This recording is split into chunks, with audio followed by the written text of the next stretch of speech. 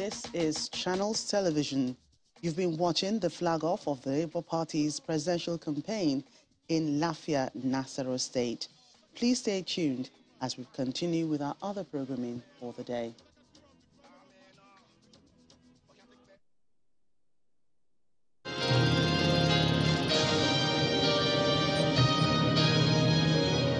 You've been watching a live Channels Television event.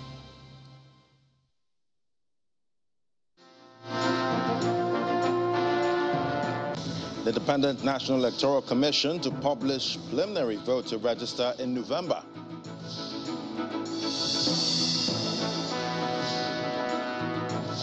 Appeal Court stops execution of judgment dismissing charges against leader of the proscribed indigenous people of Biafra, Kanu.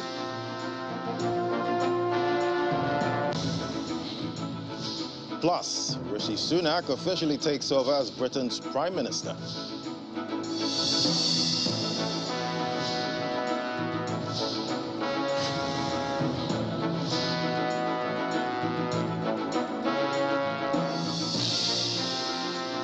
And that's News Round in view. Well, News Round begins with the announcement from the Central Bank of Nigeria to redesign the 200, 500 and 1,000 naira notes by December 15th this year.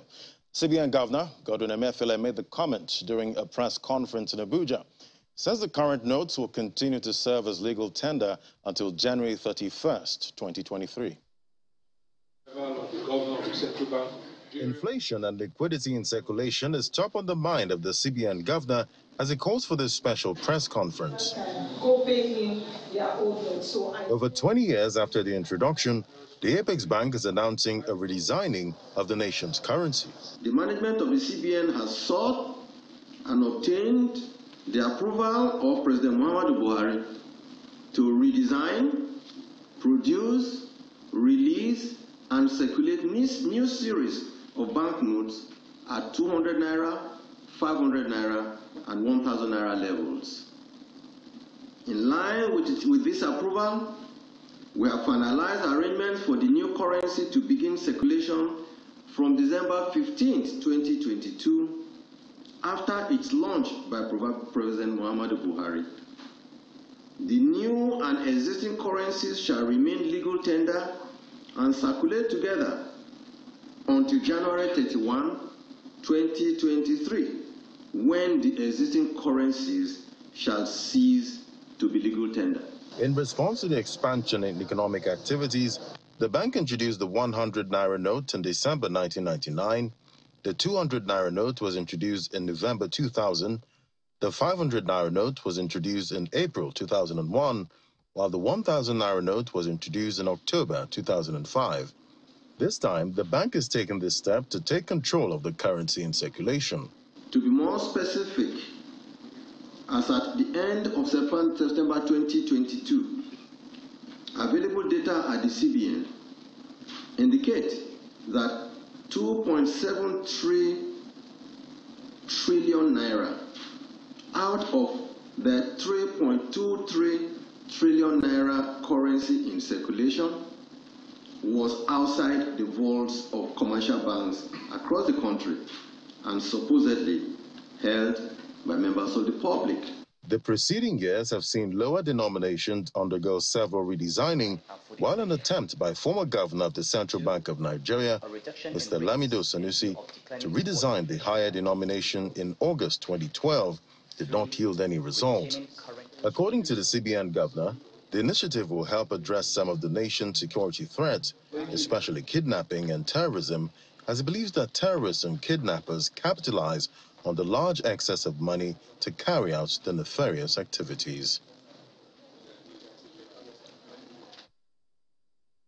And ahead of the 2023 general elections, the Independent National Electoral Commission says registered voters will have a chance to file in their claims and objections on the voters' register between November 12th and 25th. This, according to the INEC chairman, Professor Mahmoud Yakubu, says hard copy of the register will be displayed in every registration zone in the country's 774 local government areas. The chairman of the Independent National Electoral Commission, INEC, and national commissioners of the electoral body meet with heads of media organizations and leaders of civil society organizations in Abuja. The conference is one of those consultative meetings to keep the public abreast of preparations for the 2023 general elections. Leaders of civil society. The INEC chairman gives an update on the cleanup of the voters' register, noting that over 2.7 million people who earlier registered were weeded out for failing to meet the requirement. According to him, the cleanup exercise left 93,522,272 eligible voters in the preliminary register that will be published in November. The display of the fiscal register will take place at the designated centers, that is at the wards and local governments, from Saturday 12th to Friday 25th November 2022.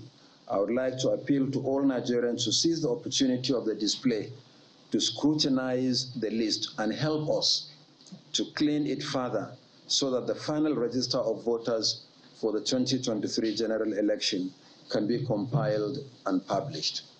The electoral umpire also reiterated stance on the use of the bimodal voter accreditation system, BVAS, in the forthcoming general elections. Voters will be accredited by means of the bimodal voter accreditation system. There will be no incident form. Results will be transmitted to the INEC result viewing portal in real time on election day. However, some members of the civil society organizations are asking INEC to scale up voter education ahead of the polls. We've also noted as civil society organizations the need to continue to work together on efforts at enhancing voter education, sensitization, and dissemination of information around the elections. Most importantly, on the procedures for the elections, and in particular, the collection of the permanent voters card, which will start soon. There is a new technology we are going to use this year, and that's the first time we are going to use it, and the director of ICT has been replaced. So we want to know why this is happening. It may be for good, but we need to know. The 2023 general elections are only 4 months away, a time frame that many citizens want the electoral umpire to use to tighten any loose ends before the commencement of voting in February next year.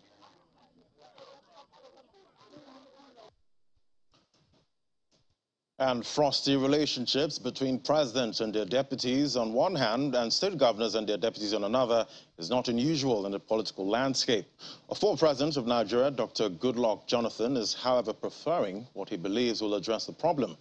Dr. Jonathan is calling on the National Assembly to consider laws specifying roles for deputy governors and vice president in order to enthrone good governance. At the cost of $50 million.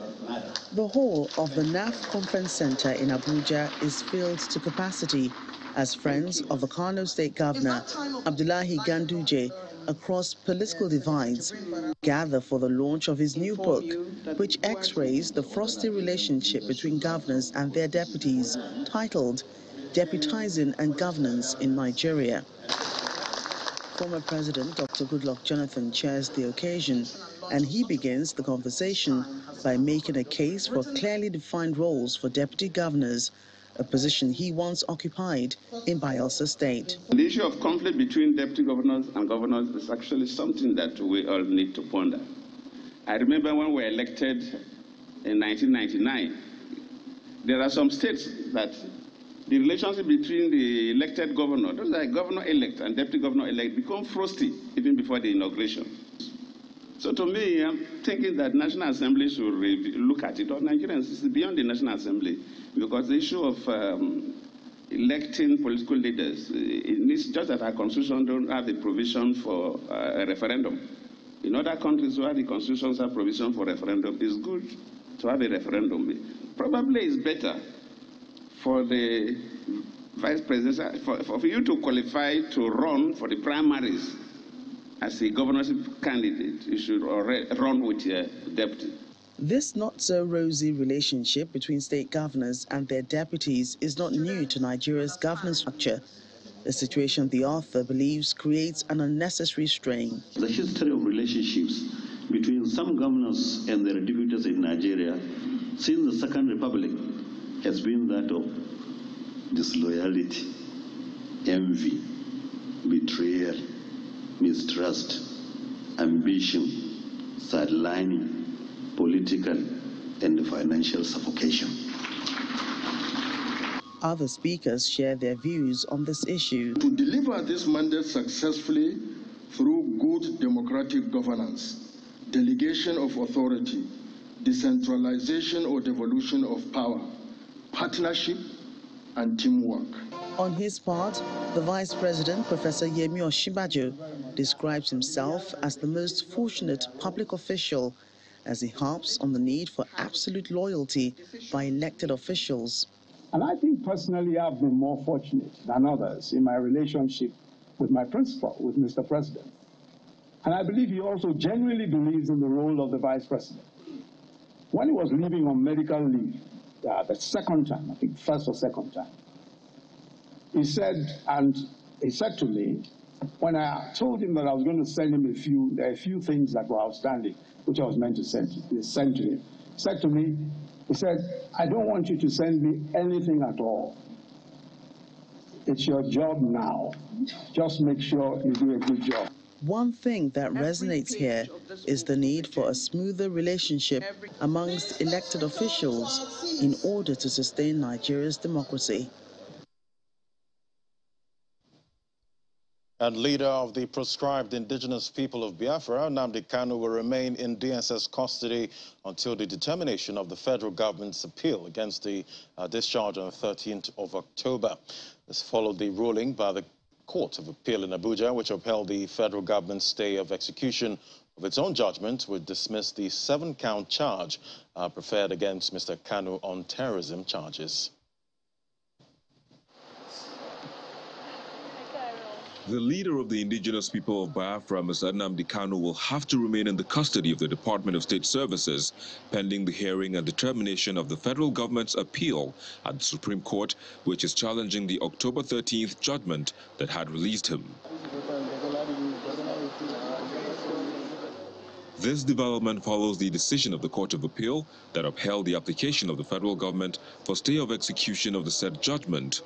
In the ruling, the panel held that the counter-affidavit filed against the federal government application by Kanu's legal team was misleading and held that the federal government's application was meritorious. The court further ordered that the registry of the court should transmit the record of the appeal to the Supreme Court immediately. The federal government had sought for the execution of the judgment to be suspended pending the resolution of its appeal lodged at the Supreme Court. The federal government had held that Mr. Nnamdi Kanu was a flight risk and it was in the interest of justice and relative peace in the southeast. But his legal team had insisted that he never jumped bail and his release will only bring peace and tranquility to the southeast. This very Court of Appeal also made an order this afternoon that the records of appeal should be compiled and transmitted to the Supreme Court within 7 days. That gives an indication that we are going to have an expeditious hearing of the appeal itself at the Supreme Court. So in terms of strategy and next line of action, having just delivered this ruling, is that we will consult with the Chief Counsel, Lead Counsel, Chief Michael Zekome, Senior Advocate of Nigeria, and he will give us necessary instructions as to what to do moving forward. The Supreme Court is the only hope left for Mr. Nnamdi Kanu, as many eagerly await the hearing and determination of the federal government's appeal before it. And still ahead on News Round, Rishi Sunak becomes Prime Minister after meeting with King Charles. Details still ahead. Do stay with us.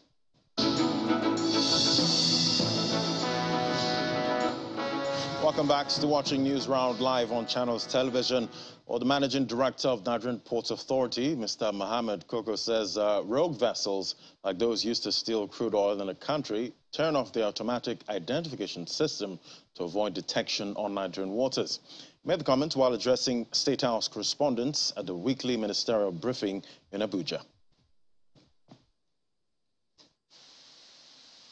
For 3 weeks, the Nigerian maritime sector has come under the spotlight at the 55th session of the Ministerial Weekly Briefing. This time it is the turn of the Managing Director of the Nigerian Ports Authority. MD, NPA. Technology and theft are among major impediments for the authority, and one that stands out is the Vessel Traffic Service, which is critical to tracking rogue vessels on the Nigerian water. The intelligent persons bringing in vessels to steal crude, one of the things they do is they shut down the AIS. This is what is needed in terms of transmission for you to even know the vessel comes in. And the locations they go into, they come in legally, but then they go by the left-hand side to commit illegal activities after switching off their AIS. Once you switch it on, it actually shows the person looking for that vessel all the locations that vessel have been, for how long, and on what date. And this is what Nigerian Ports Authority needs. This is what the nation needs. Smaller African countries have had these things for so long, and it is now that we are working to ensure that these systems are deployed in Nigeria. We are going ahead to deploy what they call the VTS, and then we are working with NASDA to also have information in terms of vessel movement. In spite of an increase in cargo traffic, particularly in Calabar and Onne, theft of buoys worth millions of naira and insecurity along the Eastern Maritime Corridor is another crucial challenge. Because some of them, nature takes some of them away, they go adrift. But those that go adrift, if they go adrift, you'll be able to monitor and find them, because they have transponders that can make them easy for you to identify where they are.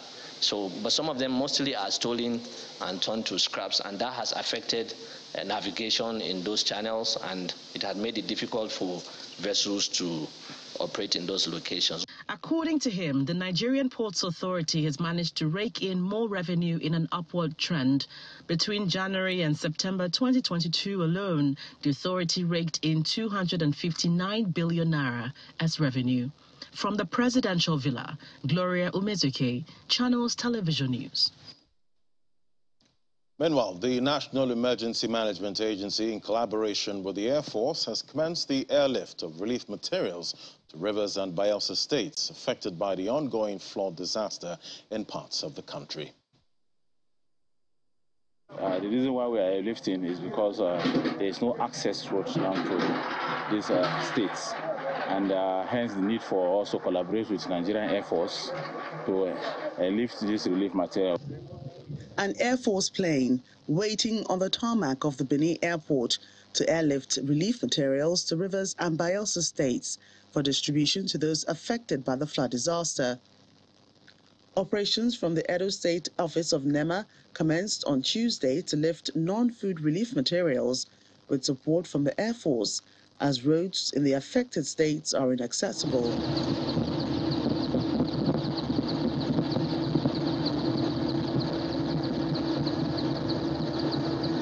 An aerial view of communities affected by flooding shows the extent of the damage and the amount of work that needs to be done.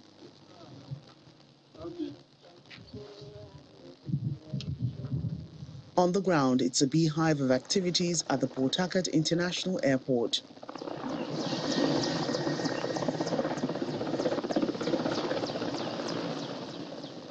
First to land are helicopters.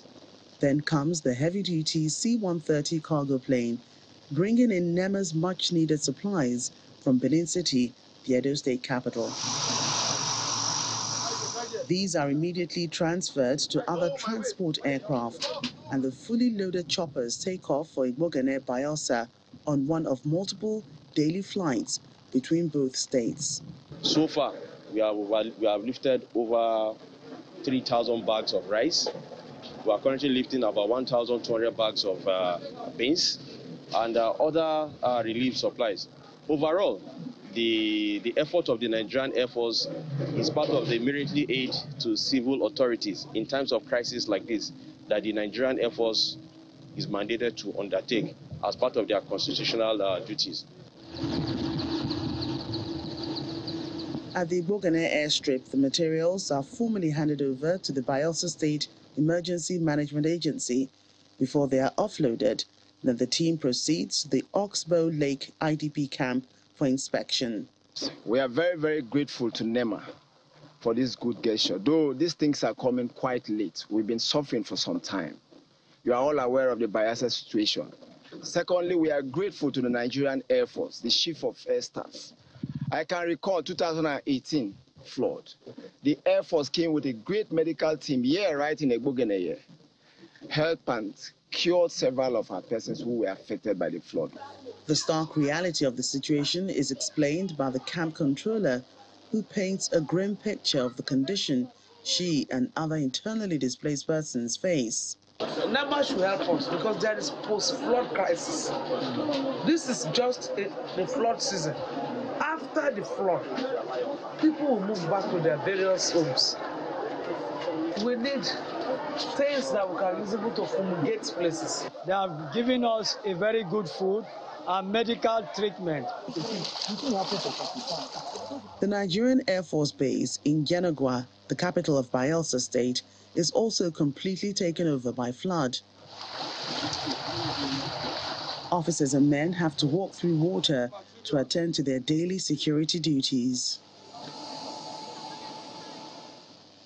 To boost their morale, the Chief of Air Staff comes visiting with some relief materials for distribution to officers and members of the host community. From house to house, they distribute the relief items to residents. All what I have to say is thank you to God and the authority that have done this. God will continue to bless the authority and us that is living around you. Aside gifting the officers with relief materials to cushion the devastating effect of the flood, Air Marshal Oladayo Amo embarks on a tour of the Nigerian Air Force Base in Yenagua. It's a sorry sight. It's really unfortunate. We in the military, we take it as if we are in the war front, and we address it as such. The most important thing is to provide succor for the people that are affected. The Nigerian Air Force says the airlift operations will continue in the coming days, and the hope is that this will help ameliorate the sufferings of those displaced by the flood. And the Speaker of the House of Representatives, Femi Gbajabiamila, is intervening in the visa ban on Nigerians by the United Arab Emirates. The Speaker met with representatives of the UAE and the federal government in Abuja with a view to finding a solution to the crises. Minister of Aviation and Central Bank Governor, who were also present at the meeting, expressed displeasure at the UAE for the visa ban and the country's refusal to allow Nigerian airlines land in the country. This is an effort by the leadership of the House of Representatives to intervene in the ongoing visa issue between Nigeria and the United Arab Emirates. Also of concern is the trapped funds of Emirates Airlines.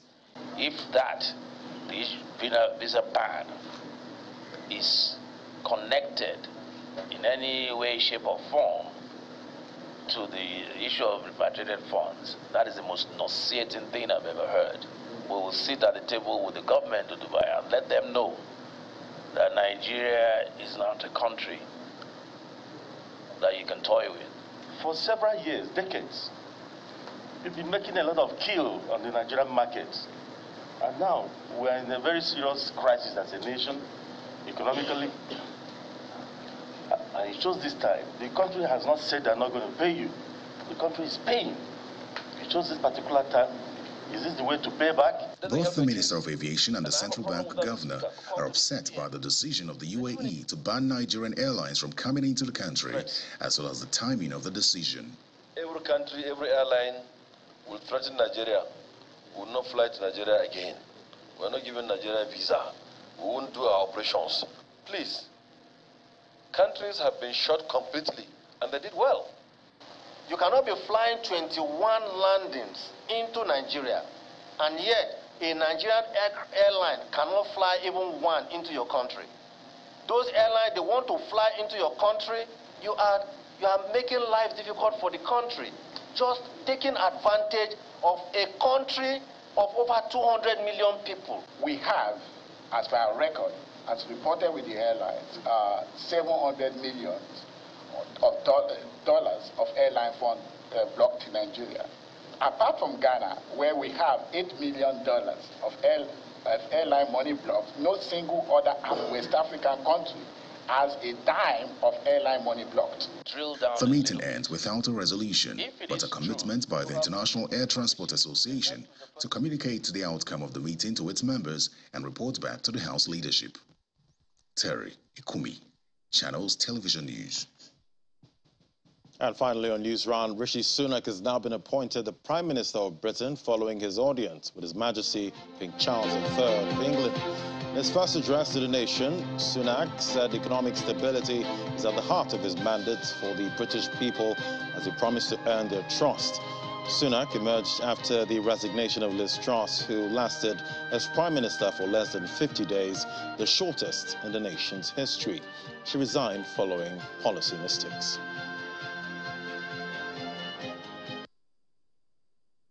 I've just been to Buckingham Palace and accepted His Majesty the King's invitation to form a government in his name. It is only right to explain why I am standing here as your new Prime Minister. Right now, our country is facing a profound economic crisis. The aftermath of COVID still lingers. Putin's war in Ukraine has destabilized energy markets and supply chains the world over. And I have been elected as leader of my party and your Prime Minister, in part, to fix them. And that work begins immediately. I will place economic stability and confidence at the heart of this government's agenda. This will mean difficult decisions to come. The government I lead will not leave the next generation, your children and grandchildren, with a debt to settle that we were too weak to pay ourselves. I will unite our country, not with words, but with action. I will work day in and day out to deliver for you. This government will have integrity, professionalism, and accountability at every level. Trust is earned, and I will earn yours.